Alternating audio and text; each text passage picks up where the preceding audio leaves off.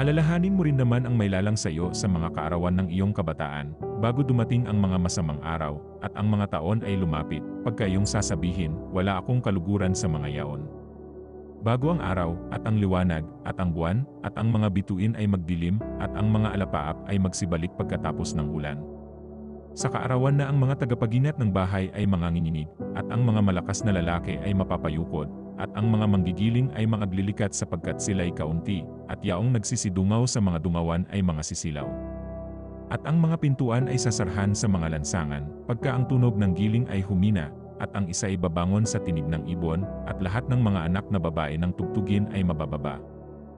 Sila'y makatatakot sa mataas, at ang mga kakilabutan ay mapapasadaan, at ang puno ng almendro ay mamumulaklak, at ang balang ay magiging pasan, at ang pita ay manglulupaypay, sapagkat ang tao ay pumapanaw sa kanyang malaong tahanan, at ang mga tagapananis ay nagsisigala sa mga lansangan.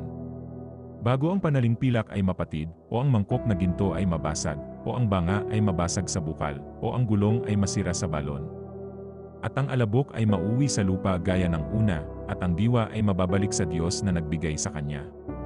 Walang kabuluhan ng mga walang kabuluhan, sabi ng mga ngaral, lahat ay walang kabuluhan.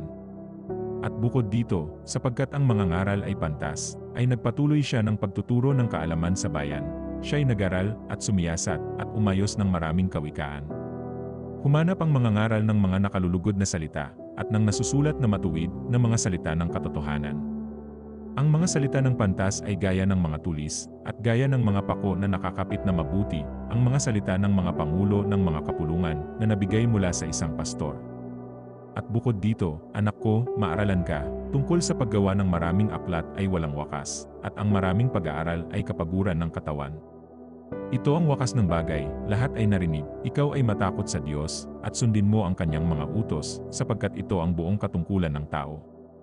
Sapagkat dadalhin ng Diyos ang bawat gawa sa kahatulan, pati ng bawat kubling bagay, maging ito'y mabuti o maging ito'y masama.